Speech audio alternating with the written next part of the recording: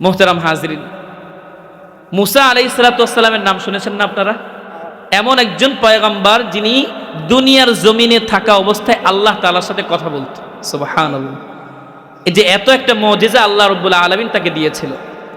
এই মুসা আলাইহিস সালামের যে উম্মত ছিল বনি ইসরাইল একবার মুসা আলাইহিস সালামের কাছে আবদার জানাইল যে, ও মুসা, আমাদের তো একটা লিখিত কোনো কিতাব নাই, যেই কিতাবের মধ্যে লেখা থাকবে এই কাজটা করবা, এই কাজটা ছাড়বা, এমন তো কোনো কিতাব নাই। আপনি আল্লাহ তাআলার কাছে আরজ করেন আমাদেরকে যাতে একটা লিখিত কিতাব দেয়। মুসা আলাইহিস সালাম আল্লাহ তাআলার কাছে বললেন যে, আল্লাহ, আমার উম্মত তো একটা লিখিত কিতাব চাইতেছে। মুসা আলাইহিস সালামকে আল্লাহ রাব্বুল আলামিন বললেন যে, তুমি তুর পাহাড়ে আসো, তুমি এখানে অবস্থান করো, আমি তোমাকে কিতাব দান করব। মুসা আলাইহিস সালামের ব্যাপারে পবিত্র কোরআনুল কারীমের মধ্যে সূরাতুল আরাফের 142 নম্বর আয়াতে আল্লাহ বলেন, ওয়া ওয়া'আদনা মূসা 30 লাইলা, আমি মুসাকে 30 রাতের ওয়াদা করেছিলাম। ওয়া আতমামনাহা বি'আশরিন ফাতাম্মা মিকাতু রাব্বিহি 40 লাইলা, আরো 10টা রাত বাড়িয়ে দিয়ে আল্লাহ রাব্বুল আলামিনের নির্ধারিত মেয়াদ 40 রাত আমি পূর্ণ করলাম। মুসা আলাইহিস সালাম যখন তুর পাহাড়ে যাবেন, তখন তার ভাই হারুনকে মুসা আলাইহিস সালাম বললেন, ওয়া ক্বালা মুসা লিআখি হারুন আখলুফনি ফি কওমি, ও আমার ভাই হারুন, আমি তুর পাহাড়ে যাওয়ার পর তুমি আমার কওমের প্রতিনিধিত্ব করবে। ওয়া আসলিহ ওয়ালা তাত্তাবি' সাবিলাল মুফসিদিন, তুমি সবসময় ন্যায়ের পথকে অনুসরণ করবে। ওয়ালা তাত্তাবি' সাবিলাল মুফসিদিন, যারা ফাসাদ করে, অন্যায় করে, তাদের পথ অনুসরণ করবে না। কথা কার? ন্যায়ের পথ অনুসরণ করতে হবে, ন্যায়ের পথ অনুসরণ করতে হবে, অন্যায়ের পথ ছাড়তে হবে। এটা মুসলিম শাসকের 3 নাম্বার কাজ। وفي فرقانه الحميد أعوذ بالله من الشيطان الرجيم بسم الله الرحمن الرحيم الذين إن مكناهم في الأرض وأقاموا الصلاة وآتوا الزكاة وأمروا بالمعروف ونهوا عن المنكر ولله عاقبة الأمور. وقال النبي الصادق المصدوق صلى الله عليه وسلم كلكم راعين وكلكم مسؤول عن رعيته. بارك الله لنا ولكم في القرآن العظيم ونفعنا وإياكم بالآيات والذكر الحكيم. إن الله وملائكته يصلون على النبي يا أيها الذين آمنوا صلوا عليه وسلموا تسليما. شكري محبت নিয়ে درود ইব্রাহিম পড়ি। اللهم صل على محمد وعلى آل محمد كما صليت على إبراهيم وعلى آل إبراهيم ইন্নাকা হামিদুম মাজিদ। আল্লাহুম্মা বারিক আলা মুহাম্মাদ ওয়া আলা আলি মুহাম্মাদ কামা বারাকতা আলা ইব্রাহিম ওয়া আলা আলি ইব্রাহিম ইন্নাকা হামিদুম মাজিদ। সুবহানাকা লা ইলমা লানা ইল্লা মা আল্লামতানা ইন্নাকা আনতাল আলিমুল হাকীম। আল মদিনা নিয়ামুল কোরআন জামে মসজিদের উদ্যোগে 2 দিন ব্যাপী বাৎসরিক ওয়াজ ও দোয়ার মাহফিলের আখিরি দিনের সম্মানিত সভাপতি, প্রধান অতিথি, সর্বকালের সর্বযুগের সকল নবী রাসূলগণের আওলাদ, নাইবে নবী হযরত উলামায়ে কেরাম ও তালাবায়ে ইলম, দূর দূরান্ত থেকে আগত আশিকিন জাকিরিন মুসলমান ভাইয়েরা, কলিজার টুকরা যুবক ভাইয়েরা, পর্দার আড়ালে অন্তর অবস্থানরত অত্যন্ত সম্মানিত মা ও বোনেরা, প্রত্যেককে জানাচ্ছি আজকের এই মাহফিলের পক্ষ থেকে আন্তরিক শুভেচ্ছা অভিনন্দন। সর্বপ্রথম আমরা রব্বে কাবার দরবারে শুকরগুজার হব, যেই মহান রব যান্ত্রিক সভ্যতার এই কর্মব্যস্ত জীবনে আপনাকে আমাকে সমস্ত কার্য থেকে ফারিক করে, মহাব্বত করে জান্নাতি এই আয়োজনে আসার, বসার, দিনই কিছু আলোচনা শোনার এবং বলার ব্যবস্থা করে দিয়েছেন। এই জন্য হৃদয়ের গহীন থেকে মহাব্বত নিয়ে ইমানের আওয়াজকে বুলন্দ করে কালিমাতুশ শুকর আদায় করে নেই। সকলেই বলি আলহামদুলিল্লাহ। আমরা প্রশংসা করলাম একজন রবের, আওয়াজ দিয়ে বলুন তো তিনি কে? সব সময় প্রশংসা করতে হবে একজন রবের, তিনি কে? আল্লাহ। মুহতারাম হাজরিন, আমরা এমন একটা সময় পার করতেছি, যেই সময় আমরা আমাদের শাসক কিভাবে নির্বাচন করব, কাকে নির্বাচন করব, এই বিষয় নিয়ে সব জায়গায় আলোচনা সমালোচনা চলতেছে, ঠিক না বেঠিক? এই যে কোরআন, আমার যে ব্যক্তিগত জীবন, এই ব্যক্তিগত জীবনের সমাধান এই কোরআনের মধ্যে আছে না নাই? আওয়াজ দিয়ে বলেন, আছে না নাই? আমার যে পারিবারিক জীবন কিভাবে পরিচালনা করব এই কোরআনের মধ্যে আছে না নাই? আমার সামাজিক জীবন কিভাবে পরিচালনা করব এই কোরআনের মধ্যে আছে না নাই? আমার রাষ্ট্রীয় জীবন কিভাবে পরিচালনা করব এই কোরআনের মধ্যে আছে না নাই? সংসদ কিভাবে পরিচালিত হবে এই কোরআনের মধ্যে এই সমাধান আছে না নাই? কিন্তু দুঃখ এবং আফসোসের বিষয়, আমাদের সমাজের এক শ্রেণীর মানুষ রাজনৈতিক আলাপচারিতা যখন এই মাহফিলে কোরআন হাদিস অনুযায়ী করে, এক শ্রেণীর মানুষ তারা এসে বাধা দেয়। তারা মূলত রাজনৈতিক কথাকে বাধা দিল না, আমার কোরআনের আওয়াজকে একেবারে নিভিয়ে দেওয়ার চেষ্টা করলো। কোরআনের আওয়াজকে কি করলো? নিভিয়ে দেওয়ার চেষ্টা করলো। কোরআনের মধ্যে রাজনীতি আছে না নাই? মুহতারাম হাজরিন, আজকে আমরা এমন একটা গুরুত্বপূর্ণ টপিক নিয়ে আলোচনা করব, যে একজন শাসক, আমরা যাকে শাসক হিসাবে নিযুক্ত করব, তার মূলত কাজ কি?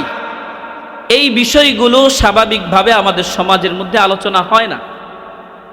শাসক কেমন হবে? শাসক নির্বাচন করলাম, কিন্তু শাসক যদি ঘুষ খায়, শাসক যদি আমানতদারিতা তার মধ্যে না থাকে, ওই শাসকের কারণে সমাজবাসী সবাই কষ্টের সম্মুখীন হবে, ঠিক না বে ঠিক?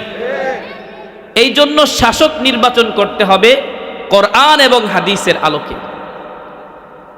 আমার আপনার পয়গম্বর নবী আরবি হযরত মুহাম্মদ মুস্তাফা সাল্লাল্লাহু আলাইহি ওয়াসাল্লাম যখন হিজরত করে মদিনায় পৌঁছলেন, মদিনায় তিনি ইসলামী একটা শাসন ব্যবস্থা নির্মাণ করলেন। ওই শাসন ব্যবস্থার সর্বপ্রথম রাষ্ট্রনায়ক ছিল আমার আপনার পয়গম্বর হযরত মুহাম্মদ সাল্লাল্লাহু আলাইহি ওয়াসাল্লাম। সুবহানাল্লাহ বলবেন না? সূরাতুল হজ, এই সূরাতুল হজ্জের 41 নম্বর আয়াতে মুসলিম শাসকের কাজ কি হবে আল্লাহ রাব্বুল আলামিন আমাদেরকে জানাইয়া দেন। আল্লাহ রাব্বুল আলামিন বলেন, আল্লাযীনা ইম্মাক্কান্নাহুম ফিল আরদি আকামুস সালাহ ওয়া আতাউয যাকাতা ওয়া আমারু বিল মা'রুফি ওয়া নাহাউ আনিল মুনকার ওয়ালিল্লাহি আকিবাতুল উমুর।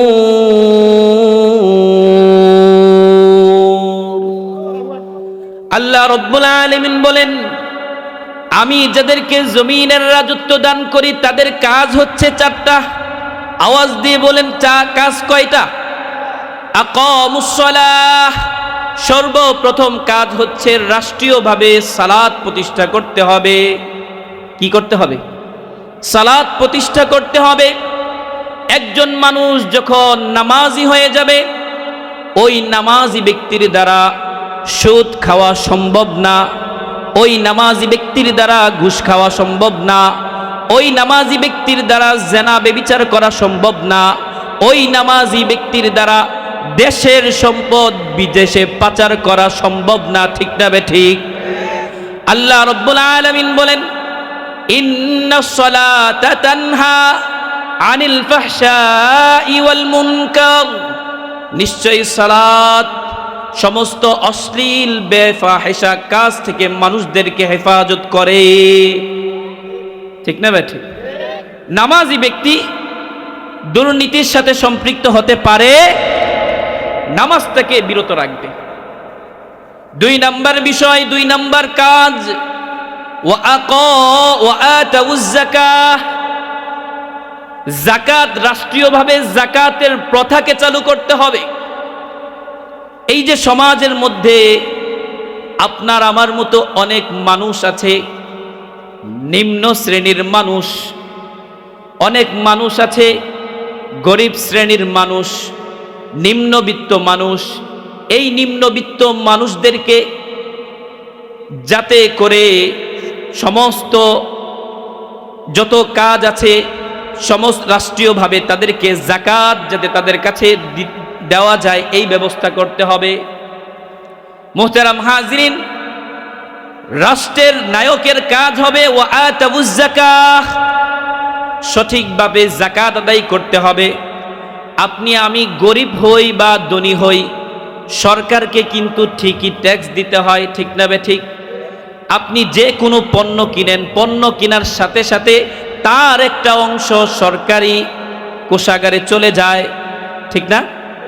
কিন্তু ইসলামী শাসন ব্যবস্থা যখন হবে, তখন আর আপনার আমার থেকে ট্যাক্স নেওয়া হবে না। তখন যারা বিত্তবান আছে তাদের থেকে যাকাত আদায় করবে।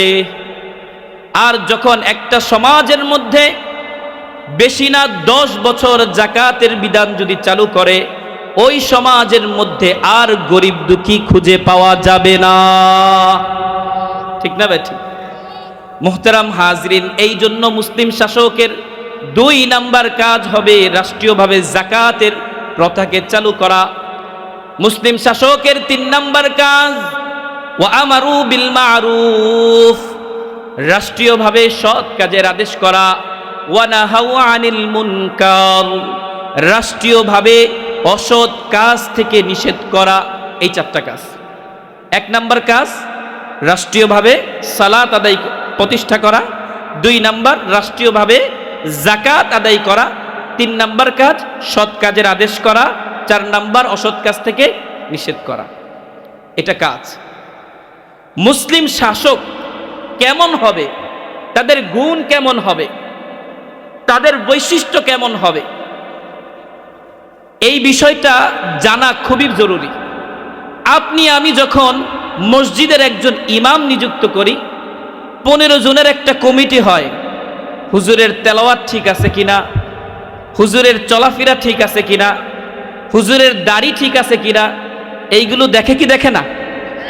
অথচ আপনার আমার যিনি শাসক হবে তার চরিত্র ঠিক আছে কিনা, সে ঠিক মতো নামাজ আদায় করে কিনা, তার চরিত্রের মতো সুদ ঘুষের কোনো ধরনের কোনো অপমানজনক কোনো কাজ সে করে কিনা, এই বিষয়গুলো কিন্তু শাসকের ক্ষেত্রে মানুষ দেখে না। দেখে? খুবই দুঃখ এবং আফসোসের বিষয়। আপনি এমন একজনকে শাসক নিযুক্ত করেছেন, সে যদি আমানতদারিতা তার মধ্যে না থাকে, আপনার দেশ বিক্রি করে সে তো বিদেশ পালাবে। কথা বলেন? আপনার দেশ বিক্রি করে সে কোথায় পালাবে? বিদেশ পালাবে। এরকম অসংখ্য ঘটনা ঘটে।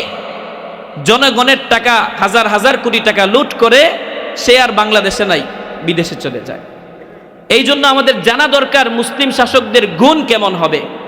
মুসলিম শাসকের এক নাম্বার গুণ হবে, সে সর্ব অবস্থায় সর্ব বিষয় সে হবে আল্লাহমুখী, আখেরাতমুখী।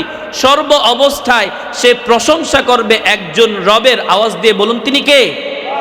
আল্লাহ।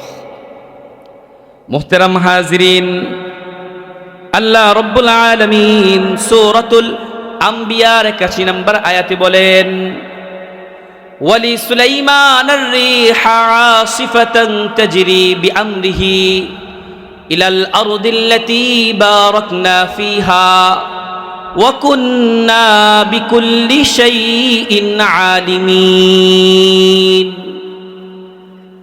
এই পৃথিবীর মধ্যে একজন পয়গম্বর ছিল, যার নাম সুলাইমান। সুলাইমান আলাইহিস সালাতু ওয়াস সালাম এই সমগ্র পৃথিবীকে তিনি শাসন করেছেন। আল্লাহ রব্বুল আলামিন তাকে এমন বড় রাজত্ব দান করেছেন যে বাতাসও সুলাইমান আলাইহিস সালাতু ওয়াস সালামের আদেশ মানত, কথা শুনত। বাতাসও সুলাইমান আলাইহিস সালাতু ওয়াস সালামের কি শুনত? কথা শুনত। আল্লাহ রব্বুল আলামিন বলেন, ওয়ালি সুলাইমানার রিহ আসিফাতান তাজরি, আর আমি সুলাইমানের জন্য বাতাসকে তার অনুগত করে দিয়েছিলাম। তাজরি বিআমরিহি, সুলাইমান যখন বাতাসকে নির্দেশ দিত, বাতাস সুলাইমানের আদেশে চলতে থাকতো। ইলাল আরদিল্লাতী বারাকনা ফিহা, ওই জমিনে বাতাস প্রবাহিত হতো যেই জমিনে আমি রব্বুল আলামিন বরকত দান করেছি। সুলাইমান আলাইহিস সালাতু ওয়াস সালাম এমন একজন শাসক ছিলেন যার একটা সিংহাসন ছিল। এই সিংহাসনে বসে সুলাইমান আলাইহিস সালাতু ওয়াস সালাম বাতাসকে আদেশ করত যে যাও, যেহেতু সারা বিশ্বের তিনি শাসক, রাজা, সারা বিশ্বটা তো তার দেখতে হবে, ঠিক না বেঠিক? এক জায়গা থেকে আরেক জায়গায় যাওয়ার তার প্রয়োজন হইতো, বাতাসকে বলতো যে ও বাতাস, তুমি আমাকে অমুক জায়গায় নিয়ে যাও। বাতাস সুলাইমানকে সকালবেলায় 1 মাসের দূরত্বে পৌঁছে দিত। জোরে বলেন না সুবহানাল্লাহ। যেখানে আপনার আমার যাইতে 1 মাস সময় লাগবে, সুলাইমান আলাইহিস সালাতু ওয়াস সালামকে বাতাস সকালেই সেখানে পৌঁছে দিত। আবার বিকালে সুলাইমান আলাইহিস সালাতু ওয়াস সালাম এই বরকতময় যে জায়গা ফিলিস্তিন, তিনি এই ফিলিস্তিনে আবার আগমন করতেন। ফিলিস্তিনে বসে সুলাইমান আলাইহিস সালাতু ওয়াস সালাম সারা বিশ্বকে তিনি শাসন করতেন। বনি ইসরাইলকে ফিলিস্তিন শাসন করেছে 418 বছর। কত বছর? 418 বছর। তার মধ্যে এই ফিলিস্তিনের মধ্যে ইমানি শাসন ছিল মাত্র 80 বছর, যেটা করেছে সুলাইমান আলাইহিস সালাতু ওয়াস সালাম এবং তার পিতা। আর বাকি 338 বছর ছিল শিরকি শাসন। মুহতারাম হাজিরিন, আমি বোঝাইতে চাইতেছি সুলাইমান আলাইহিস সালাতু ওয়াস সালাম এত বড় রাজা ছিল, এত বড় বাদশা ছিল, এত বড় তার রাজত্ব ছিল যে বাতাসও সুলাইমান আলাইহিস সালাতু ওয়াস সালামের কথা শুনত। এখন আমরা একটা হাদিস শুনি, নাসাই শরীফের 693 নম্বর হাদিস। সুলাইমান আলাইহিস সালাতু ওয়াস সালাম একটা মসজিদ নির্মাণ করেছেন। কেউ যদি জেনে থাকেন তাহলে বলবেন ওই মসজিদটার নাম কি?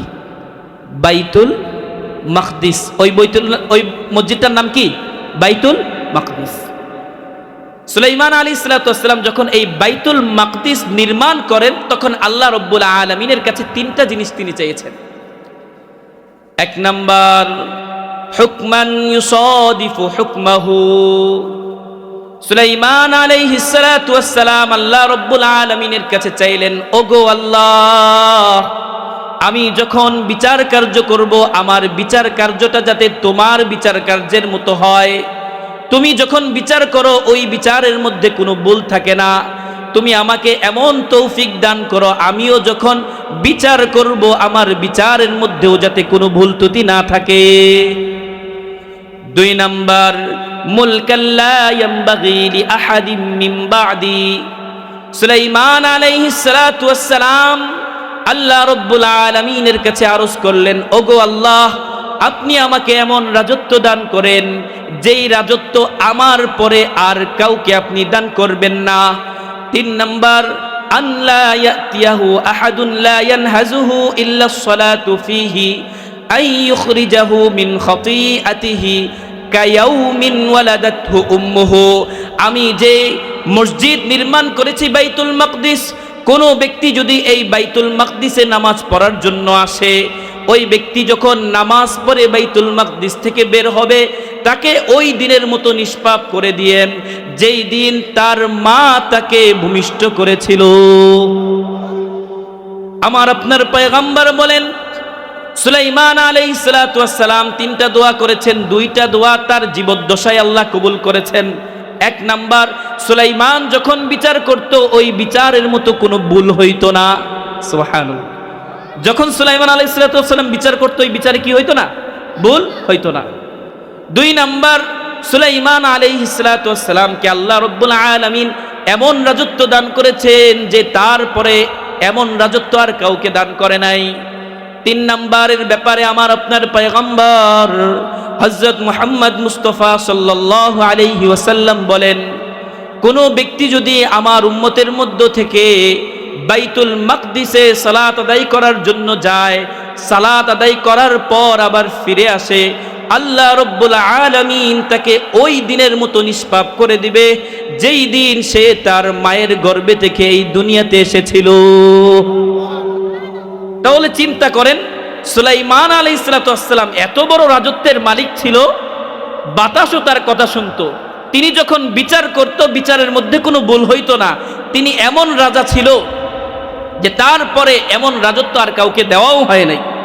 ওই সুলাইমান আলাইহিস সালাতু ওয়াস সালাম তার ব্যাপারে পবিত্র কুরআনুল কারীমের মধ্যে এসেছে, সূরাতুল নামলের 15 নম্বর আয়াত।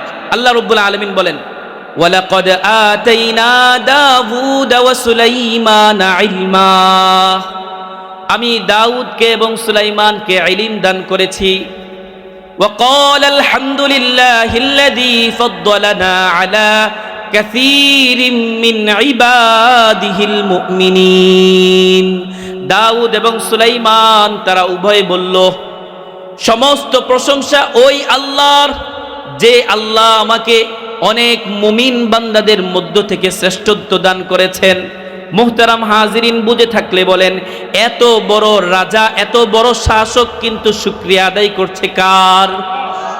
তো মুসলিম শাসকের প্রধান এবং প্রথম কাজ হচ্ছে সর্ব অবস্থায় সে আখিরাতমুখী হবে, সর্ব অবস্থায় সে আল্লাহমুখী হবে, সর্ব অবস্থায় শুকরিয়া আদায় করবে কার? সুলাইমান আলাইহিস সালাতু ওয়াস সালাম, আল্লাহ রাব্বুল আলামিন বলেন, ওয়া ওয়ারিসা সুলাইমান দাউদ। যখন আমি সুলাইমানকে দাউদের উত্তরাধিকার বানাইলাম, সুলাইমান আলাইহিস সালাতু ওয়াস সালাম বলতে লাগলো, ওয়া ক্বালা ইয়া আইয়ুহান নাস উল্লিমনা মানতিকাত তায়রি ওয়া উতিনা মিন কুল্লি শাই। মানুষদেরকে বলতে লাগলো, ও মানুষ শোনো শোনো, আল্লাহ রাব্বুল আলামিন আমাকে এমন রাজত্ব দান করেছেন যে আমি পাখির বাসাও বুঝতে পারি। সুবহানাল্লাহ। কেমন রাজত্ব? পাখির বাসাও বোঝেন কে? সুলাইমান। সুলাইমান আলাইহিস সালাতু ওয়াস সালাম, আল্লাহ তাআলা তাকে এটা শিক্ষা দিয়েছেন। ইন্না হাযা লাহুয়াল ফাদলুল মুবিন। আমি যে পাখির বাসা বুঝি, আল্লাহ যে আমাকে বাতাসের উপরও রাজত্ব দান করেছেন, আল্লাহ যে আমাকে ইলম দান করেছেন, এটা আমার কোনো কৃতিত্ব নয়। ইন্না হাযা লাহুয়াল ফাদলুল মুবিন। নিশ্চয় এগুলো কেবলমাত্র আল্লাহ রাব্বুল আলামিনের অনুগ্রহ। ঠিক না বেঠিক? মুহতারাম হাজিরিন, বোঝাইতে চাইতেছি যে সুলাইমান আলাইহিস সালাতু ওয়াস সালাম এত বড় পয়গম্বর, তারপরেও শুকরিয়া আদায় করে কার? আল্লাহ। সুলাইমান আলাইহিস সালাতু ওয়াস সালাম কত বড় নেতা আরেকটু শুনেন। সুলাইমান আলাইহিস সালাতু ওয়াস সালাম এমন শাসক ছিল যে তার শাসন ব্যবস্থায় কিছু তার সৈন্যদল ছিল। তার সৈন্যদলের বাহিনী ছিল তিনটা। কয়টা? তিনটা। ওয়াহুশিরা লিসুলাইমানা জুনুদুহু মিনাল জিন্নি ওয়াল ইনসি ওয়াত তায়রি ফাহুম ইউজাউন। সুলাইমান আলাইহিস সালাতু ওয়াস সালাম তার সৈন্যবাহিনীকে দাঁড় করিয়েছেন। তার মধ্যে মিনাল জিন, এক নম্বরে ছিল জিন। কারা? জিন জাতি। ওয়াল ইনস, দুই নম্বরে ছিল মানুষ। কারা? মানুষ। ওয়াত তায়র, তিন নম্বরে ছিল পাখি। তিন নম্বরে কি ছিল? পাখি। সুলাইমান আলাইহিস সালাতু ওয়াস সালামের সৈন্যবাহিনী এগুলো। একবার সুলাইমান আলাইহিস সালাতু ওয়াস সালাম তার এই সৈন্যবাহিনীকে নিয়ে এক জায়গায় রওনা করলেন। যাওয়ার পথে যাইতে যাইতে তিনি পিপিলিকার উপত্যকায় পৌঁছে গেলেন। কোথায়? এমন জায়গায় যেখানে পিপিলিকারা বসবাস করে। যখন তিনি ওইখানে পৌঁছলেন, পিপিলিকার যে রানী ছিল, এটা কিন্তু কোরআনের ঘটনা। হাত্তা ইযা আতাউ আলা ওয়াদিন নাম ক্বালাত নামলাতুন ইয়া আইয়ুহান নামলু দুখুলু মাসাকিনাকুম। পিপিলিকার যে রানী ছিল, ওই পিপিলিকার রানী পিপিলিকাকে উদ্দেশ্য করে বলতে লাগলো, উদখুলু মাসাকিনাকুম, ও পিপিলিকার দল, তোমরা গর্তের মধ্যে প্রবেশ করো। লা ইয়াহতিমান্নাকুম সুলাইমান ওয়া জুনুদুহু ওয়া হুম লা ইয়াশউরুন। কেননা সুলাইমান এবং তার সৈন্যবাহিনী যদি এখানে আসে, তারা যদি তোমাদের উপর দিয়ে যায়, তাহলে তো তোমাদের ঘর বাড়ি, তোমাদের জীবন একেবারেই তেনা তেনা। ঠিক না ভাই? ঠিক। ঘোড়া নিয়ে যখন যাবে জিন ইনসান সবাই, তখন পিপিলিকার ঘর দুয়ার আর ঠিক থাকবে? তারা বেঁচে থাকবে? এই যে পিপিলিকা এই কথাটা বলল, সুলাইমান আলাইহিস সালাতু ওয়াস সালাম এই কথাটা শুনে ফেললেন। শুনে সুলাইমান আলাইহিস সালাতু ওয়াস সালাম মুচকি মুচকি হাসলেন। আল্লাহ রাব্বুল আলামিন এই ঘটনা কোরআনের মধ্যে বর্ণনা করছেন। ফাতাবাসসামা দাহিকাম মিন কওলিহা। সুলাইমান আলাইহিস সালাতু ওয়াস সালাম পিপিলিকার কথা শুনে মুচকি হাসলেন।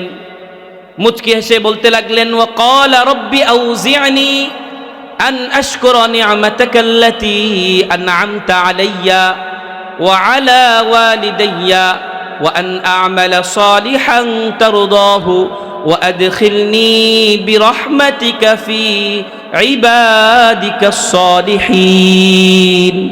ওগো আমার রব, আপনি আমাকে এত নিয়ামত দান করেছেন যে পিপিলিকার ভাষাও আমি বুঝি, জিন ইনসান আমার সৈন্যবাহিনী আপনি বানিয়ে দিয়েছেন, বাতাসকেও আমার অনুগত করে দিয়েছেন, আপনি আমাকে ইলম দান করেছেন। ওগো রব, এত এত নিয়ামত যে আপনি আমাকে দান করেছেন, আউজি'নি আন আশকুর, আমি যাতে আপনার নিয়ামতের শুকরিয়া আদায় করি, আমাকে তৌফিক দান করেন। সুবহানাল্লাহ। চিন্তা করুন, আল্লাহ তাআলার কাছে দোয়া করতেছে যে আল্লাহ, আপনি যে আমাকে এত নিয়ামত দান করলেন, এত বড় রাজত্ব দান করলেন, এই রাজত্ব যে পাইলাম, আমি পাওয়ার পর এই নিয়ামতের রাজত্বের শুকরিয়া আদায় যাতে আমি করতে পারি, আপনি আমাকে তৌফিক দান করেন। ওয়া আদখিলনি বিরহমাতিকা ফি ইবাদিকাস সালিহিন, এবং আপনার যে নেক বান্দারা আছে, ওই নেক বান্দাদের অন্তর্ভুক্ত আপনি আমাকে করে দেন। মুসলিম শাসক যখন আল্লাহ রাব্বুল আলামিনকে খুশি করে, আল্লাহ রাব্বুল আলামিন ও মুসলিম শাসকের উপর খুশি হয়ে যায়। সূরাতুস সাদের 30 নম্বর আয়াত আল্লাহ রাব্বুল আলামিন বলছেন, এই সুলাইমান আলাইহিস সালাতু ওয়াস সালাম যে এত প্রশংসা করলো, আল্লাহ রাব্বুল আলামিন পবিত্র কোরআনুল কারীমের মধ্যে সুলাইমানের প্রশংসা করে দিলেন। সুবহানাল্লাহ। ওয়া ওয়াহাবনা লিদাউদা সুলাইমান নি'মাল আবদু ইন্নাহু আওয়াব। আল্লাহ রাব্বুল আলামিন বলেন, আমার একটা বান্দা ছিল সুলাইমান, নি'মাল আবদ, ওই বান্দাটা কতই না নিয়ামত গুজার বান্দা, কতই না উত্তম বান্দা। ইন্নাহু আওয়াব, সে সর্ব অবস্থায় আমার দিকে শুধু প্রত্যাবৃত্ত হতো, সর্ব অবস্থায় শুধু আমার নিয়ামতের শুকরিয়া আদায় করত। আল্লাহ রাব্বুল আলামিন সুলাইমানের ব্যাপারে ঘোষণা করে দিলেন, আমার একটা বান্দা ছিল শুকরগুজার বান্দা, নাম তার সুলাইমান। সুবহানাল্লাহ। মুহতারাম হাজিরিন, মুসলিম শাসকের এক নাম্বার তাহলে গুণ বুঝতে পারছি তো আমরা, সর্ব অবস্থায় শুকরিয়া আদায় করবে কার? সর্ব অবস্থায় কার অভিমুখী হবে? বিপদে আপদে সর্ব অবস্থায় আল্লাহমুখী হবে। 2 নাম্বার মুসলিম শাসকের গুণ হবে, মুসলিম যিনি শাসক হবেন তার 2 নাম্বার গুণ হবে ইনসাফ প্রতিষ্ঠা করতে হবে সমাজের মধ্যে। যেই সমাজের মধ্যে ইনসাফ নাই, যেই সমাজের মধ্যে বিচার নাই, ওই সমাজের মধ্যে কোনো শান্তি নাই। ঠিক না বেঠিক? ইংরেজিতে একটা প্রবাদ বাক্য আছে, নো জাস্টিস নো পিস। যেখানে বিচার নাই ওইখানে শান্তিও নাই। ঠিক না বেঠিক? এই যে বর্তমান সমাজে জালেমরা জুলুম করে, তাদের বিচার হয় না। হয়? যদি বিচার হইতো, আমার আপনার হাদি ভাই মারা গেছে কতদিন, এখনো তার বিচার হয় নাই। কথা বলেন ঠিক কিনা? আমার আপনার জন্য ইনসাফ প্রতিষ্ঠা করার জন্য এই শরীফ হাদি সে আওয়াজ তুলেছিল। বাংলাদেশের অবস্থা হচ্ছে এই, যারা ইনসাফের কথা বলে, যারা ন্যায়ের কথা বলে, তাদেরকে পথ থেকে ছলে বলে কৌশলে ছড়িয়ে দেওয়া হয়। ঠিক না বেঠিক? মুহতারাম হাজিরিন, ভালো মানুষের জায়গা সমাজ দিতে চায় না। মুসলিম শাসকের 2 নাম্বার কাজ হবে ইনসাফ প্রতিষ্ঠা করতে হবে। সূরাতুস সাদের 26 নম্বর আয়াত, আল্লাহ রাব্বুল আলামিন বলেন, ইয়া দাউদ ইন্না জাআলনাকা খলিফাতান ফিল আরদ। হে দাউদ, আমি জমিনে তোমাকে রাজত্ব দান করেছি, খলিফা বানিয়েছি, আমার প্রতিনিধি বানিয়েছি। ফাহকুম বাইনান নাসি বিল হাক্কি ওয়া লা তাত্তাবি'ল হাওয়া। সুতরাং তুমি জমিনে হক ভাবে, ন্যায় ভাবে ইনসাফ প্রতিষ্ঠা করো। ওয়া লা তাত্তাবি'ল হাওয়া, নিজের খেয়াল খুশির অনুসরণ করো না। ফায়ুদিল্লাকা আন সাবিলিল্লাহ। আল্লাহ রাব্বুল আলামিন বলেন, যদি তোমরা নিজের খেয়াল খুশির অনুসরণ করো, তাহলে আল্লাহ রাব্বুল আলামিনের রাস্তা থেকে তোমরা পথভ্রষ্ট হয়ে যাবে। দেখেন, একজন পয়গম্বর দাউদ আলাইহিস সালাম, তাকে আল্লাহ রাব্বুল আলামিন ধমক দিয়ে বলতেছেন যে, হে দাউদ, আমি যে তোমাকে জমিনের রাজত্ব দান করলাম, মানুষের সাথে ইনসাফ প্রতিষ্ঠা করো, মানুষের মধ্যে। ফায়ুদিল্লাকা আন সাবিলিল্লাহ, যদি ইনসাফ প্রতিষ্ঠা না করো, নিজের মনের কথা শোনো, তাহলে কিন্তু তোমার ধ্বংস অনিবার্য। ইন্নাল্লাযীনা ইয়াযিল্লুনা আন সাবিলিল্লাহ, নিশ্চয়ই যারা আল্লাহ রাব্বুল আলামিনের রাস্তা থেকে ভ্রষ্ট হয়ে গিয়েছে, বিচ্যুত হয়ে গিয়েছে, লাহুম আযাবুন শাদীদ, আল্লাহ রাব্বুল আলামিন তাদেরকে দিবেন কঠিন শাস্তি। বিমা নাসু ইয়াউমাল হিসাব, কারণ তারা আখিরাতকে ভুলে গিয়েছে। তারা কি ভুলে গিয়েছে? আখিরাতকে ভুলে গিয়েছে। এই জন্য মুহতারাম হাজিরিন, দেখবেন আমাদের সমাজের মধ্যে ওই সমস্ত শাসকরাই জুলুম করে যারা আল্লাহ ভুলে যায়, যারা বিচার দিবসকে ভুলে যায়। ওই সমস্ত শাসকরাই জনগণের উপর জুলুম, অত্যাচার, নির্যাতন আর অত্যাচারের পাশবিকতার নির্যাতনের স্টিম রোলার জনগণের উপর চালায়। ঠিক না বেঠিক? যখন আল্লাহ ভুলে যায়, হিসাব দিবসকে ভুলে যায়, যে বিচার বলতে কোনো কিছু আছে, এইটা যখন একজন মানুষ ভুলে যায়, তখনই কিন্তু সে জালেম হয়। এই জন্য মুহতারাম হাজিরিন, আল্লাহ রাব্বুল আলামিন সূরাতুল মাইদার 8 নম্বর আয়াতে বলছেন, ওয়ালা ইয়াজরিমান্নাকুম শানাআনু কওমিন আলা আল্লা তা'দিলু, যে ও আমার উম্মত, তোমরা তোমাদের কোন জাতির সাথে শত্রুতা যেন তোমাদেরকে ন্যায় বিচার প্রতিষ্ঠা করতে, পরচিত করতে না পারে।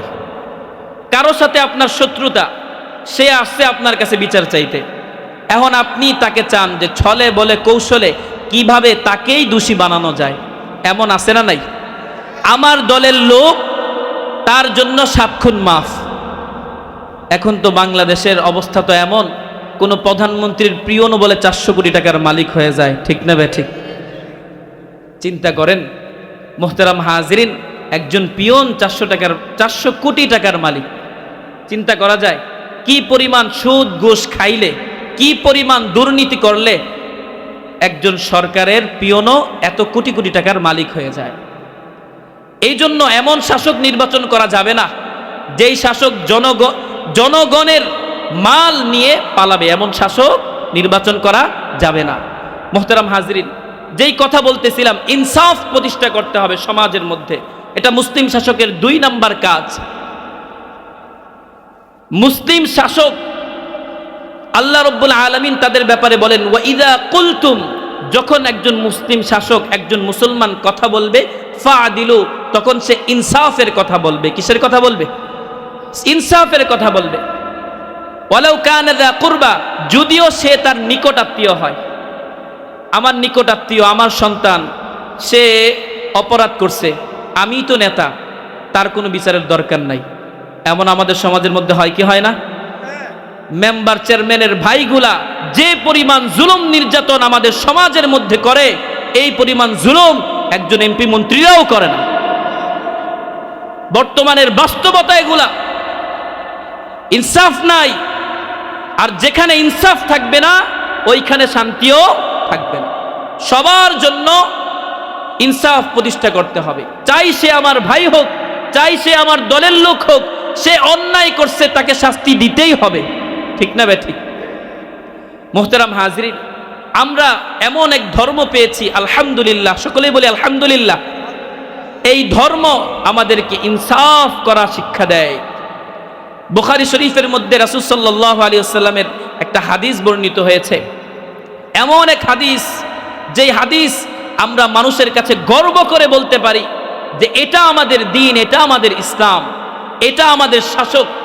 স্বর্ণ অক্ষরে লিখে রাখার মতো একটা হাদিস, মুসলিম শরীফের 6788 নম্বর হাদিস। আম্মা জান আয়েশা সিদ্দিকা রাদিয়াল্লাহু তাআলা আনহা বলেন যে কুরাইশের শাখা গোত্র, কুরাইশ বংশ মক্কার মধ্যে সবচাইতে সম্ভ্রান্ত গোষ্ঠী। ঠিক না ঠিক? জানেন তো আপনারা সকলে, এই কুরাইশ বংশের একটা শাখা গোত্র ছিল যেটার নাম ছিল মাখজুম। যে গোত্রের নাম ছিল কি? মাখজুম। ওই মাখজুমি গোত্রের এক মহিলা চুরি করে বসে। মুসলমানেরা চিন্তায় পড়ে যায় যে এত বড় বংশের একটা লোক, একটা মহিলা চুরি করছে, এখন তার যদি হাত কাইটা দেওয়া হয়, চোরের শাস্তি কি? হাত কেটে দেওয়া।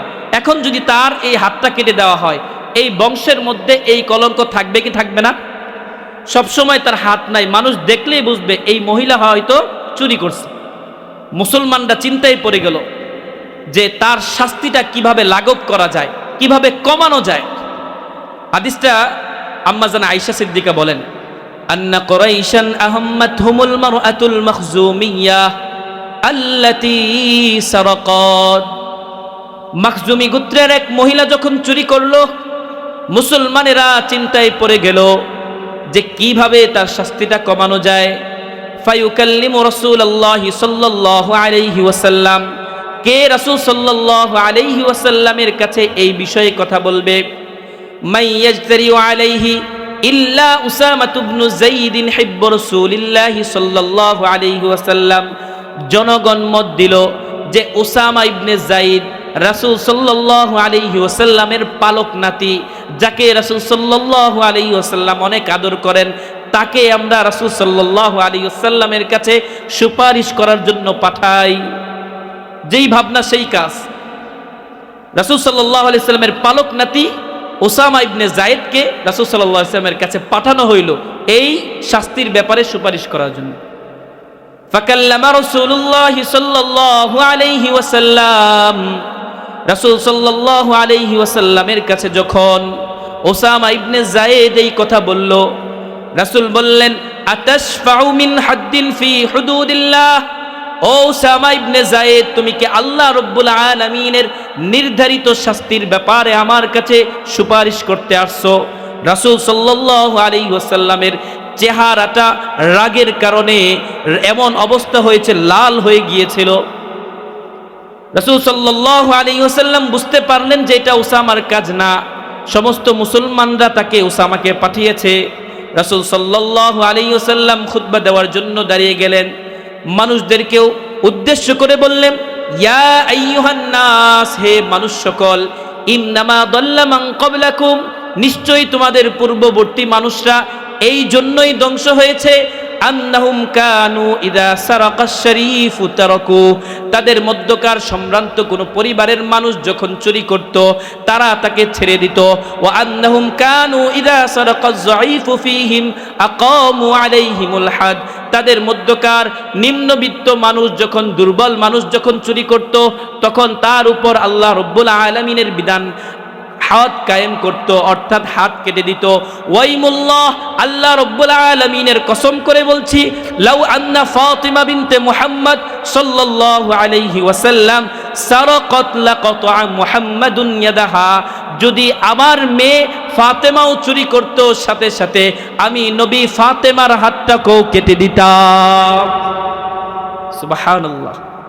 চিন্তা করছেন যে আমার মেয়ে ফাতেমাও যদি চুরি করত আমি 1 মিনিটও চিন্তা করতাম না, ফাতেমার হাতটা কি করে দিতাম? কেটে দিতাম। ইনসাফ, মুসলমানদের ইনসাফ হবে এমন ইনসাফ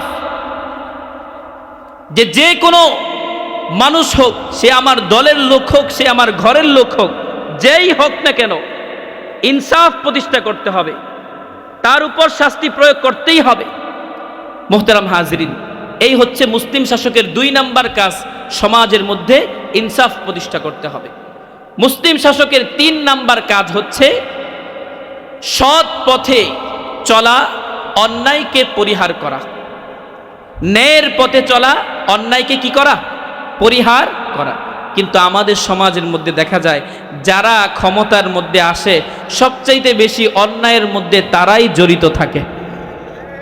ঠিক না বেঠিক?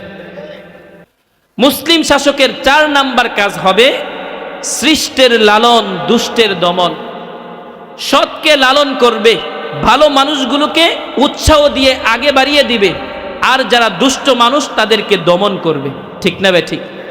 কিন্তু আজকে আমাদের সমাজের মধ্যে দেখা যায় দুষ্ট লোকরাই সবসময় আগায় থাকে আর ভালো মানুষগুলো সবসময় পিছিয়ে থাকে। ভালো মানুষগুলো একটু দুর্বল হয়, দুষ্ট মানুষগুলো সবল হয়। তার পিছনের কারণ হচ্ছে এই যে সমাজের মধ্যে ন্যায় বিচার প্রতিষ্ঠিত নাই। যদি সমাজের মধ্যে ন্যায় বিচার প্রতিষ্ঠিত থাকতো তাহলে এটা সম্ভব হইত। মুসলিম শাসকের 4 নাম্বার গুণ সৃষ্টের লালন, দুষ্টের দমন। এই পৃথিবীর মধ্যে 4 জন শাসক সারা পৃথিবীটাকে শাসন করেছে। কয়জন শাসক? 4 জন। 1 number Sulaiman, 2 number Zulqarnain, 3 number Bakhtnasar, 4 number Namrud. 2 জন ছিল মুসলমান আর 2 জন ছিল কাফের। সুলাইমান এবং জুলকারনাইন ছিল মুসলমান আর বখতে-নসর এবং নমরুদ ছিল কাফের। এই যে জুলকারনাইন, এই জুলকারনাইনকে আল্লাহ রাব্বুল আলামিন সমস্ত পৃথিবীর শাসন করার ক্ষমতা দান করেছিলেন।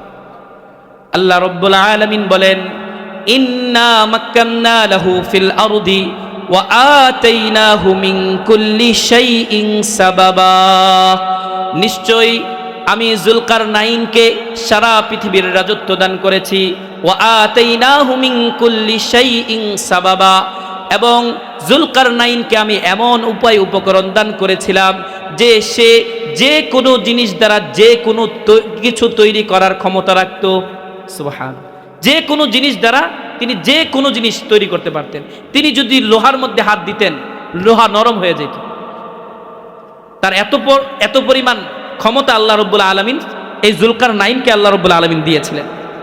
যখন তিনি একবার চিন্তা করলেন, যেহেতু সারা পৃথিবীর শাসন ব্যবস্থা আমার কাঁধে, সারা পৃথিবীটাকে আমার ভ্রমণ করতে হবে, কোন এলাকার মানুষ কি অবস্থায় আছে, এই জন্য জুলকারনাইন তিনি পশ্চিম দিকে ছুটা শুরু করেছেন। তার সোয়ারি নিয়ে পশ্চিম দিকে ছুটা শুরু করেছেন। যাইতে যাইতে যাইতে যাইতে একেবারে দুনিয়ার একেবারে শেষ মাথা, একেবারে পশ্চিম পর্যায়ে তিনি পৌঁছে গেছেন। কোরআনুল কারীমের মধ্যে এই কথা আল্লাহ রাব্বুল আলামিন বলেছেন, হাত্তা ইযা বালাগা মাগরিবাশ শামস। জুলকারনাইন পৌঁছতে পৌঁছতে পশ্চিমে চলে গেল, এমন এক জায়গায় চলে গেল, ওয়াজাদাহা তাতলু আলা কওমিন লাম নাজআল লাহুম মিন দুনিহা সিতরা। এমন এক জায়গায় জুলকারনাইন চলে গেল যেই জায়গায় সূর্যটা ডুবতেছিল। এমন এক পানির মধ্যে যেই পানিটা ছিল কালো, সূর্যটা ডুবতেছে। জুলকারনাইন যখন পশ্চিম আকাশে গেল, একেবারে পশ্চিম প্রান্তে, দুনিয়ার পশ্চিম প্রান্তে গেল, দেখলো যে সূর্যটা ডুবতেছে। সেখানে তিনি একটা কওমকে পাইলেন। কওমকে পাওয়ার পর আল্লাহ রাব্বুল আলামিন ওই কওমের ব্যাপারে বলতেছেন, কুলনা ইয়া যুলকারনাইন, হে যুলকারনাইন, ইন্না ইয়াজুজ ওয়া মাজুজ মুফসিদুনা ফিল আরদ ইম্মা আন তুআযযিবা ওয়া ইম্মা আন তাত্তাখিযা ফীহিম হুসনা। ও যুলকারনাইন, তুমি যেই কওমটাকে পাইলা, এই কওমটা তো আল্লাহ রাব্বুল আলামিন, আমি রবকে বিশ্বাস করে না। ইম্মা আন তুআযযিবা, তুমি যদি চাও তাহলে এই কওমকে শাস্তি দিতে পারো, ওয়া ইম্মা আন তাত্তাখিযা ফীহিম হুসনা, আর তুমি যদি চাও এই কওমের উপর ভালো ব্যবহার করতে পারো। দুইটা কাজ। যুলকারনাইন, তুমি যদি চাও তো এই কওমের সাথে সদ্ব্যবহারও করতে পারো, চাইলে আযাবও দিতে পারো, কারণ তারা আল্লাহকে মানে না। যুলকারনাইন আল্লাহ রাব্বুল আলামিনকে বললেন যে আল্লাহ, আমি তাদেরকে দাওয়াত দিব। কি দিবেন? দাওয়াত দিবেন। দাওয়াত দেওয়ার পর যারা ঈমান আনবে, সৎ কাজ করবে, তাদের জন্য রয়েছে প্রতিদান। সুবহানাল্লাহ। قال أما من ظلم فسوف نعذبه ثم يرد إلى ربه فيعذبه عذابا نكرا। আর যারা ঈমান আনবে না, জুলুম করবে, আমি অচিরেই তাদেরকে শাস্তি দিব, তাদেরকে দমন করব। ও মুহতারাম হাজরিন, বুঝে থাকলে বলেন, যুলকারনাইন কাদেরকে শাস্তি দিয়েছেন? যারা জুলুম করেছে না যারা ন্যাক করেছে? যারা জুলুম করেছে তাদেরকে শাস্তি দিয়েছে, আর যারা ঈমান এনেছে তাদের সাথে সদ্ব্যবহার করেছে। এই জন্য মুসলিম শাসকের 4 নাম্বার কাজ হচ্ছে, যারা শয়তান, যারা দুষ্টামি করবে, যারা সমাজের মধ্যে বিশৃঙ্খলা সৃষ্টি করবে, তাদেরকে দমন করতে হবে। ঠিক না বেঠিক? তাদেরকে দমন করতে হবে। আর যারা ন্যাক কাজ করবে, সৎ কাজ করবে, তাদেরকে উৎসাহিত করে আগে বাড়িয়ে দিতে হবে। এটা মুসলিম শাসকের 4 নাম্বার কাজ। মুসলিম শাসকের 5 নাম্বার কাজ, মুসলিম শাসক সদা সর্বদা আল্লাহমুখী হবে। কোনমুখী হবে? আল্লাহমুখী হবে। সমস্ত কাজ জনগণের জন্য নিজেকে অকাতরে বিলীন করে দেবে। যত কাজ আছে জনগণের, এই জনগণের কাজ করাকে নিজের জন্য সৌভাগ্যের বিষয় মনে করবে। আমাদের সমাজের মধ্যে কোনো শাসক যদি কোনো ভালো কাজ করে, এই ভালো কাজটা কাদের টাকা দিয়ে করে? নেতার নিজের পকেটের টাকা দিয়ে করে, না জনগণের টাকা দিয়ে জনগণের খেদমত করে? জনগণের টাকা দিয়ে জনগণের খেদমত করে। যদি কোনো একটা ভালো কাজ করে, যদি একটা রাস্তা করে, যদি একটা ব্রিজ করে, দেখা যায় 15 বছর, 17 বছর, 20 বছর পর্যন্ত এই গুণগান গাইতেই থাকে, তোমাদের জন্য কিন্তু আমি রাস্তা করেছি, ভোট কিন্তু আমাকে দিও। আছে না নাই? জনগণের জন্য কোনো কিছু করতে পারা, এটা কিন্তু সৌভাগ্যের বিষয় মনে করা। যুলকারনাইন চলতে চলতে পশ্চিম থেকে আবার তিনি পূর্ব দিকে রওনা করলেন।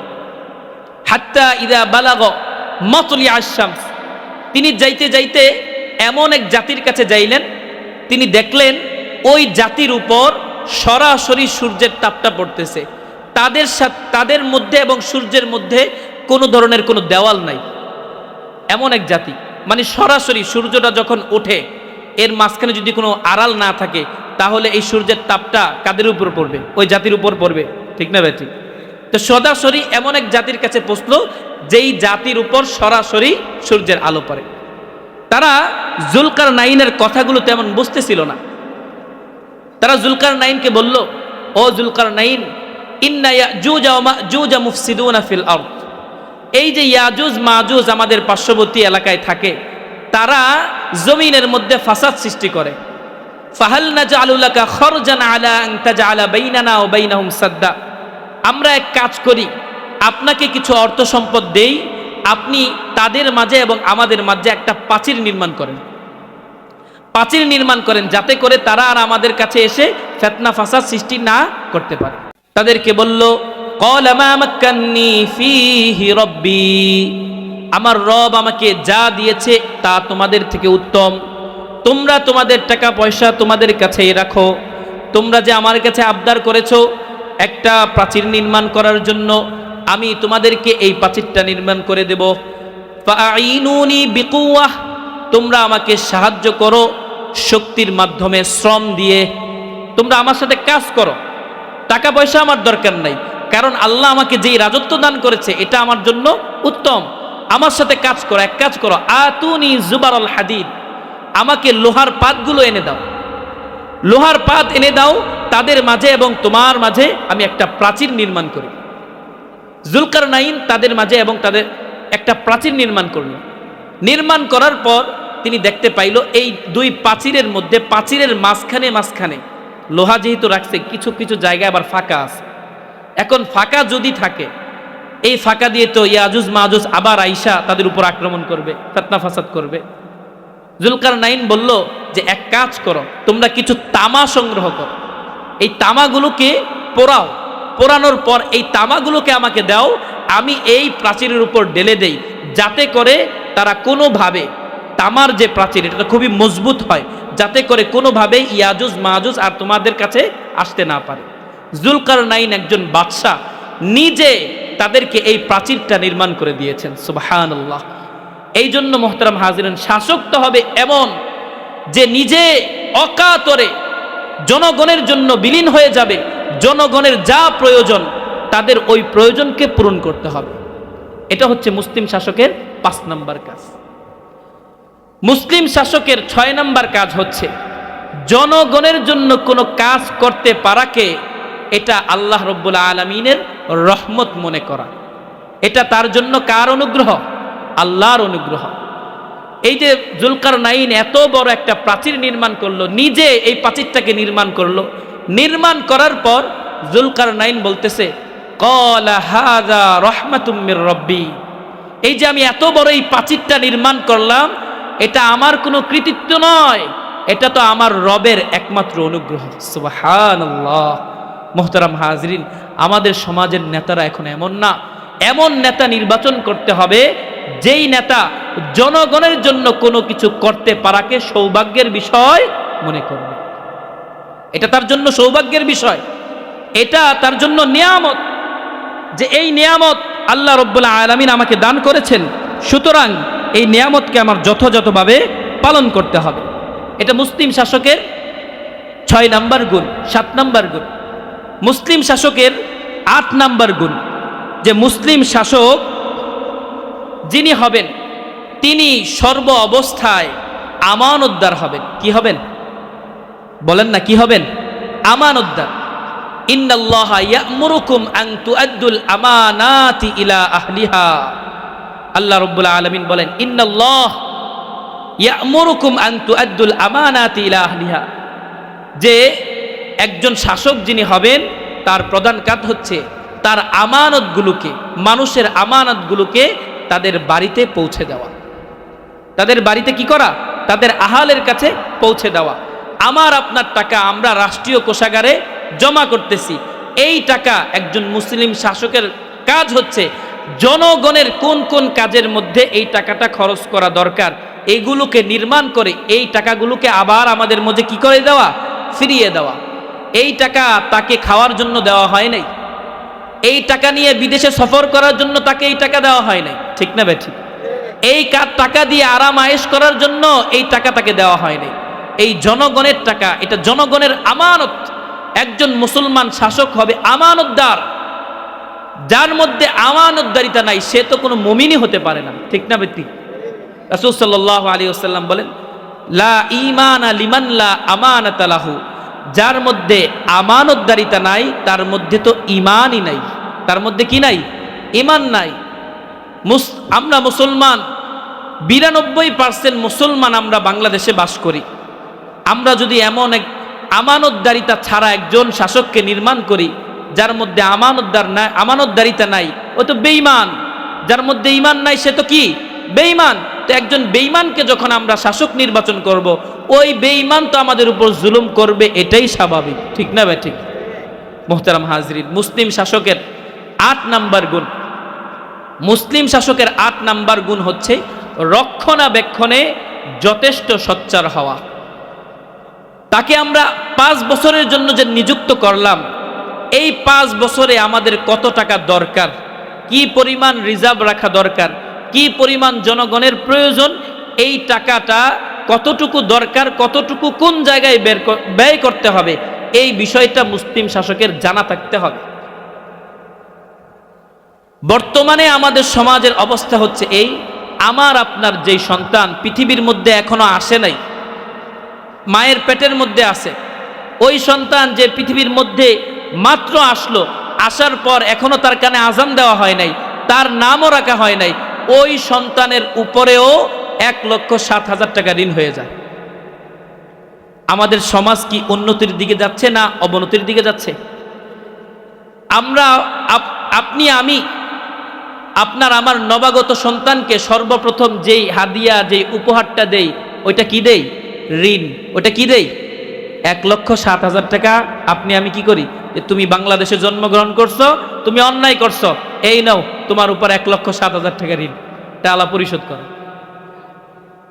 আমরা এমন এক দেশের মধ্যে বসবাস করতেছি ভাই, এই জন্য এমন উন্নতির প্রয়োজন নাই যে উন্নতি করার পরেও যে প্রত্যেক 17 কোটি মানুষ যদি থাকি, প্রত্যেকের উপর যদি 1 লক্ষ করে ঋণ থাকে, চিন্তা করেন কত কোটি কোটি টাকা, কত কোটি টাকা আমাদের ঋণ আছে বর্তমানে। এই জন্য হযরত ইউসুফ আলাইহিস সালাতু ওয়াস সালাম মিশরে রাজত্ব চেয়ে নিয়েছিলেন। তিনি বলেছেন, ক্বালা জাআলনি আলা খাযাইনিল আরদ ইন্নী হাফিজুন আলিম। ইউসুফ আলাইহিস সালাতু ওয়াস সালাম মিশরের বাদশাকে বলেছেন যে খাযাইনিল আরদ, রাষ্ট্রীয় কোষাগারের দায়িত্ব আমাকে দান করেন।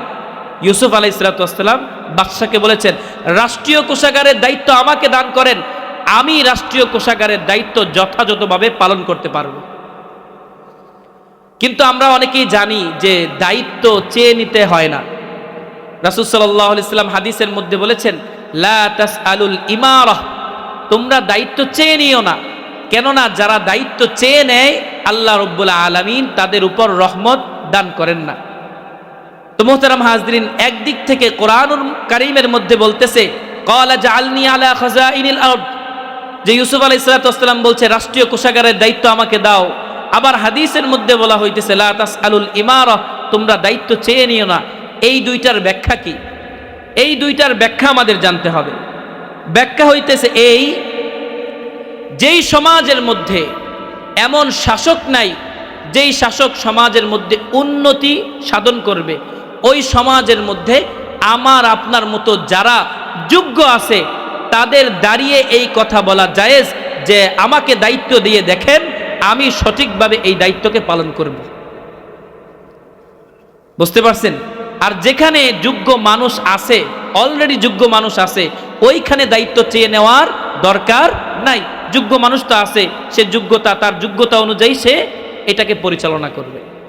মুহতারাম হাজরিন, এই হলো মুসলিম শাসকের 8 নাম্বার গুণ। মুসলিম শাসকের 9 নাম্বার গুণ হচ্ছে মুসলিম শাসক কখনো ঘুষ গ্রহণ করবে না। কি করবে না? ঘুষ গ্রহণ করবে না। আমাদের সমাজের ছোট বড় সমস্ত নেতা, আল্লাহ ইল্লা মাশাল্লাহ, কিছু বাদে ভালো মানুষও তো আছে, আছে না নাই? কিছু বাদে বেশিরভাগ নেতারাই ঘুষখোর। টাকা দেন কাজ করব, টাকা নাই তো কাজ নাই। ঠিক না বে ঠিক? কথা বলেন না দি? টাকা দেন তো কাজ আছে। ঘুষ সমাজের মধ্যে এতটা ব্যাপক হয়ে গিয়েছে, ঘুষের নাম এখন মানুষ পরিবর্তন করে দিছে। ঘুষের নতুন নাম, একটা নাম আসছে, স্পিড মানি। কি মানি? স্পিড মানি। আপনি টাকা দিলে কাজের স্পিড বাড়বে। কি বাড়বে? এটা তো ঘুষ না, এটা হলো স্পিড মানি। আপনি গুয়ের নাম, যে মলমূত্র, এটার নাম যেটাই দেন এটা কি পাক হবে? মদের নাম আপনি যদি দেন, মদ, জমজম মদ, পৃথিবীর মধ্যে সবচাইতে পবিত্র পানি কি? জমজমের পানি। কোন মদের নাম যদি আপনি দেন যে জমজম মদ, ওই মদটা কি পবিত্র হয়ে যাবে? ঘুষের নাম আপনি যেটাই দেন, এই ঘুষ কি হালাল হয়ে যাবে? বুঝেন নাই আমার কথা? বুঝেন নাই? ঘুষের নাম যেইটাই হোক, এটা তো ঘুষই। এটা কি? ঘুষ। রানী বিলকিসের নাম শুনেছেন আপনারা? সুলাইমান আলাইহিস সালাতু ওয়াস সালাম যখন শাসন করত, একবার হুদহুদ পাখি সুলাইমান আলাইহিস সালাতু ওয়াস সালাম যখন তার যে সৈন্যদল আছে, এই সৈন্যদলকে সুলাইমান আলাইহিস সালাতু ওয়াস সালাম, তো মুহতারাম হাজরিন বলতেছিলাম, সুলাইমান আলাইহিস সালাতু ওয়াস সালাম তার সৈন্যবাহিনী জিন, ইনসান এবং পাখি, মনে আছে আপনাদের? সুলাইমান আলাইহিস সালাতু ওয়াস সালামের সৈন্যবাহিনী কয় দল? 3 দল, জিন, ইনসান এবং পাখি। সুলাইমান আলাইহিস সালাতু ওয়াস সালাম একবার তার জিন, ইনসান এবং পাখিদেরকে কাতারবদ্ধভাবে তিনি দাঁড় করিয়েছেন। দাঁড় করানোর পর তিনি দেখলেন যে এত সৈন্যবাহিনী, তার মধ্যে একটা পাখি মিসিং। ওই পাখির নাম হচ্ছে হুদহুদ পাখি। কি পাখি? হুদহুদ পাখি। হুদহুদ পাখিটা নাই। সুলাইমান আলাইহিস সালাতু ওয়াস সালাম এটা বুঝে ফেললেন, হুদহুদ পাখি কোথায় গেল? হুদহুদ পাখি যাইতে যাইতে এমন এক রাজত্বে পৌঁছে গিয়েছিল যেইখানের রাজা ছিল একজন মহিলা, যেখানে রাজত্ব করত একজন নারী। ওই নারীর নাম ছিল বিলকিস। সুলাইমান আলাইহিস সালাতু ওয়াস সালাম বললেন যে হুদহুদ পাখি যদি যথাযথভাবে কোথায় গেছে এটা আমার কাছে ভালোভাবে না বলতে পারে, তাকে আমি শাস্তি দিব। সুলাইমান আলাইহিস সালাতু ওয়াস সালামের কাছে হুদহুদ পাখি আসলো। আসার পর বলতে লাগলো, ও সুলাইমান, আমি তো যাইতে যাইতে এমন এক রাজত্বে পৌঁছে গিয়েছিলাম যেই রাজত্বের রাজা হইতেছে একজন রানী, একজন মহিলা ওই সমাজকে শাসন করে। সুলাইমান আলাইহিস সালাতু ওয়াস সালাম ওই রানীর কাছে একটা চিঠি পাঠিয়েছিলেন, যে চিঠির মধ্যে তিনি লিখেছিলেন ইন্নাহু মিন সুলাইমানা ও ইন্নাহু বিসমিল্লাহির রহমানির রহিম। ওই রানীর কাছে একটা চিঠি পাঠিয়েছিলেন যে তুমি ঈমান আনো, আর নয়তো তোমার এই যে রাজত্ব আছে এই রাজত্বকে ধ্বংস করে দেওয়া হবে। সুলাইমান আলাইহিস সালাতু ওয়াস সালাম যখন রানী বিলকিসের কাছে চিঠি পাঠাইছেন, তখন রানী বিলকিস একটা পরিকল্পনা করলো যে সুলাইমান তো অনেক বড় শাসক, আমরা তো তার সাথে কোনোভাবেই পারবো না। একটা কাজ করি, সুলাইমান আলাইহিস সালাতু ওয়াস সালামকে কিছু হাদিয়া উপঢৌকন পাঠাই, দেখি সুলাইমান আমার উপর খুশি হয় কিনা। যদি খুশি হয় তাহলে তো আলহামদুলিল্লাহ। ও ইন্নী মুরসিলাতুন ইলাইহিম বিহাদিয়াহ, সুলাইমানকে আমি কিছু হাদিয়া উপঢৌকন পাঠাবো। হতে পারে এটা হাদিয়া, হতে পারে এটা ঘুষ। সুলাইমান যদি খুশি খুশি এটাকে গ্রহণ করে তাহলে আমি বুঝবো যে সে এটাকে ঘুষ হিসাবেই গ্রহণ করেছে, এটা আর হাদিয়া রয় নাই, তখন আমি তার উপর ঈমান আনবো না। আর যদি সুলাইমান এটাকে গ্রহণ না করে তখন বুঝবো আমি তার উপর ঈমান আনবো। সুলাইমান আলাইহিস সালাতু ওয়াস সালামকে যখন তার দুধ ওই হাদিয়া নিয়ে পৌঁছলো, সুলাইমান আলাইহিস সালাতু ওয়াস সালাম তখন বললেন যে আমার তোমাদের এই হাদিয়ার প্রয়োজন নাই, আল্লাহ রব্বুল আলামিন আমাকে যেই সম্পদ দান করেছেন, যেই রাজত্ব দান করেছেন, ওই রাজত্ব আমার জন্য যথেষ্ট, সুতরাং তুমি তোমার হাদিয়া নিয়ে থাকো। বিলকিসকে যখন এই কথা বলল, তখন রানী বিলকিস সুলাইমান আলাইহিস সালাতু ওয়াস সালামের উপর ঈমান এনে মুসলমান হয়ে গেলেন। এই জন্য মুহতারাম হাজিরিন, মুসলিম শাসকের 9 নাম্বার গুণ হচ্ছে, মুসলিম শাসক কখনো কি করবেন? মুসলিম শাসকের 9 নাম্বার কাজ হচ্ছে সে কখনো কি করবে না? ঘুষ গ্রহণ করবে না। মুসলিম শাসকের 10 নাম্বার কাজ হচ্ছে, মুসলিম শাসক যে কোনো বিচার করবে, এই বিচার করবে আল্লাহর কোরআন দিয়ে। বিচার করবে কোন কিতাব দিয়ে? আল্লাহর কোরআন দিয়ে। যখনই বিচার করবে তখন এই বিচার কার্যটা যাতে আল্লাহ রব্বুল আলামিনের কোরআন মুআফিক হয়, এই জন্য মুসলিম শাসকের কাজ করতে হবে। তো মুহতারাম হাজরিন, আজকে এই একটা বরকতময় রজনীতে আমরা আলোচনা শুনতেছিলাম মুসলিম শাসকের কাজ, মুসলিম শাসকের গুণ। আলহামদুলিল্লাহ, বিষয়টা আমরা সকলে বুঝতে পেরেছি তো ইনশাআল্লাহ। এই জন্য এখন আমাদের কাজ কি? আমরা যেহেতু নেতা নির্বাচন করব, নেতা নির্বাচন করার ক্ষেত্রে সতর্ক থাকতে হবে। সে যাতে সৎলোক হয়, তার মধ্যে যাতে আমানতদারিতা থাকে, তার মধ্যে যাতে ইনসাফ থাকে।